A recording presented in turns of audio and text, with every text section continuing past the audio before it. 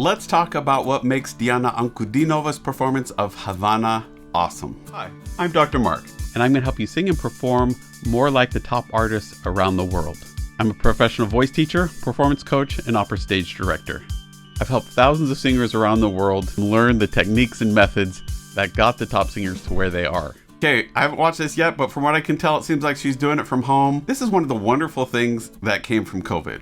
I don't think there are many, but this is one of the great things, is that we're getting some of these awesome performers doing things just from home. So we get to see they're performing without any whistles and bells, everything kind of stripped away. And I found that I got a lot more personality from most of the performances. So I'm excited to see what we see here with this performance.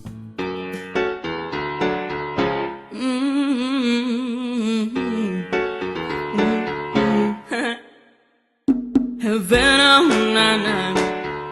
Half of my heart is in Havana, na na. He took me back to East Atlanta, na na na. Half of my heart is in Havana, my heart is in Havana, Havana, na na. I don't want to put all you do it. Hey, when he come in the room, there's a lot of cause I can move it. Okay, two things that are worth pointing out here.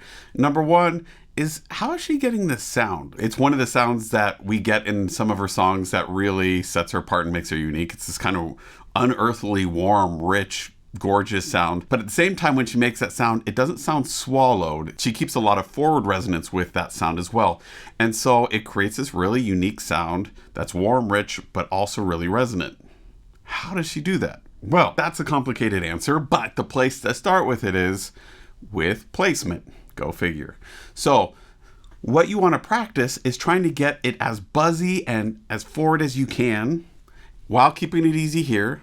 Try it on a na na na na na, which is kind of helpful with this song. Getting it as nasty, ugly. Don't worry about making it pretty. Just as buzzy as you can with it as easy here. Start with that. Second, then go back to kind of an type of sound, making it as tall and warm and round in the back as possible. It's going to feel like you're trying to send that sound through the back of your head, through the crown of your head here, and really far back. Make it back there and see what happens. You'll notice if I do that, all of a sudden it gets warmer, richer, and darker. It sounds like I'm a radio announcer, right? So that's the second thing we want to do. Now you might think, well, but it's both at the same time. And my response would be exactly. So the third step would be to try to keep both at the same time.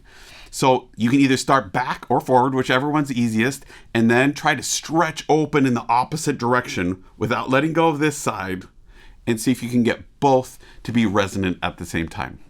That's what we're playing with here. Second thing that I think is really cool is she's giving us some visual variety here, right? Not just with what she's doing and her acting and her expressiveness, which is always really fun to watch because she's so engaging, and she allows herself the freedom to follow the impulse and has such a clear, vivid imagination that I think it's just so engaging to watch if she didn't switch camera angles, but she does switch camera angles.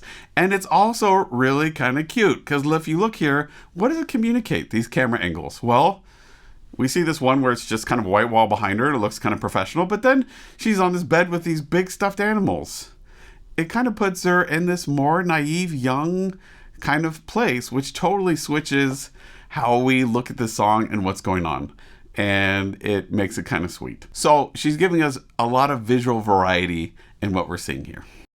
But I can't live you forever in a minute. Hey, there's somewhere not in top of the hill on my.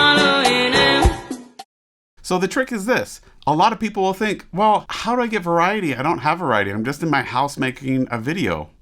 Yes, you do. You can take this camera anywhere, right? So most likely what happened here is she recorded the whole song here in front of the microphone. And in the moments when she cuts to her bed, she's listening to it on the earphones and singing along with it, right? So that it stays in time and so we hear it. Now, for those of you who are going to try to get all angry and irate saying that she's recorded in a studio or something, that's not what I'm trying to say at all. I think what we're hearing here is this shot here that we left on, her in this corner singing with a microphone. And it's pretty simple setup. It doesn't sound like there's much editing being done at all on it. But when we cut to her bed, there's no longer a mic right there and the sound stays really consistent, right? That's all I'm saying. Okay, so back to it. He got me feeling like, ooh, I knew it, but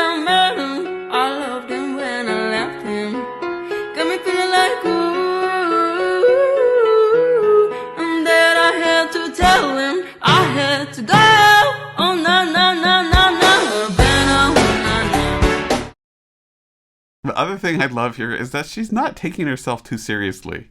She's just letting herself play and have fun. And from an audience standpoint, I love it. I love it when a performer can just let themselves have fun, not take things too seriously, and just enjoy the moment. And for her, this song does not need to be done super seriously. If she did, it wouldn't really read genuine, authentic to Diana here. I think the fact that she does it in kind of this funny, eccentric way makes it really endearing and makes it true to who she is as a performer. Would a different performer be able to pull it off and do it this way? No, probably not, but I think Deanna does an awesome job. So, keys, do it in a way that you would like the performance, that you would feel happy with it, that you're going to have a fun time performing it that way. It doesn't have to be silly. You can have a great time being serious too, but if you're having a good time, so will the audience. 2, find as much visual variety as you can and as the song allows. Remember, if in this song she was to switch angles like twice per musical phrase, it'd be way too much. So it's about finding a balance. But as much visual variety as we can handle without it being distracting or feeling like too much, modern audiences are going to appreciate that. Half of my heart is in the banner, na na. He took me back to his Atlanta, na na na. Half of my heart is in the banner, my heart is in the banner, Havana, na na na na na. Okay, so the other thing I want to point out here is I don't know if she has someone on a soundboard kind of equalizing stuff or what. What it looks like to me is she's just doing her thing there.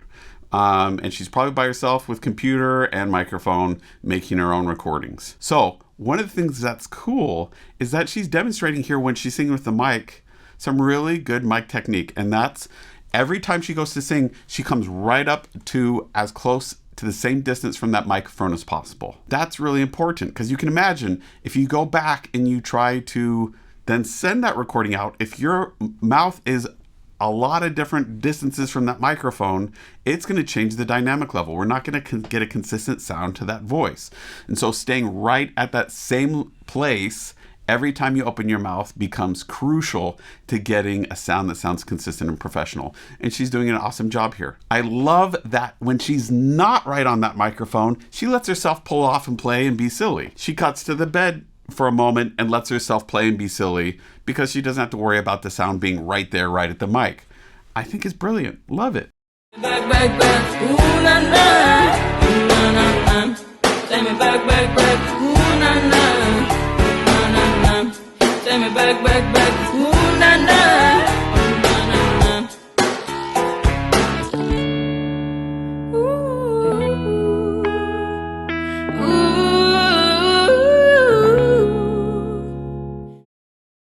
Okay, so hear that kind of flip in there up to that head voice. We might be tempted to say, oh, that's a mistake. That's an error. I'm going to suggest not. I'm going to suggest it's on purpose. Why? A, because I think there's plenty of instances where we've heard her go up to high notes without having to flip. B, in this moment, if she was to take a really full, rich, resonant voice, the voice she's using on the bottom there up top, it'd sound too much. It would be just too much. And so her going up to that high note and softening it down lets her go up to the high note without it being super intense. The song's kind of backing off emotionally and intensity in this moment. So that high note being soft and kind of in the softer position is really important. My suggestion is to not think of it as head voice or a different place or a totally different voice that we have to totally change everything for, but instead I would recommend thinking it's a different color. It's a different arrangement of where we're placing the sound and how we're shaping this position in the back of our mouth and the airflow. There's some things that we are changing, but to imagine that we're still doing it with the same set of vocal folds and to not obsess over it too much. Let the primary goal being keeping it easy hearing your voice. Let your voice do what it's going to do. Let it flip. Let it do whatever it's going to do. Embrace it. Then if you want to figure out how to smooth it out and not have a flip, then work with a teacher. Find different tools and techniques that are going to help you smooth it out. We can do that. But there are times when we do want to let it flip into a softer, lighter place. The place most people call head voice. Cool. Havana, na na. Half of my heart is in Havana, na na. He took me back to his Atlanta, na na na. Half of my heart is in Havana, my heart is in Havana. Take me back, back, back. Take me back, take me back, take me back, back, back.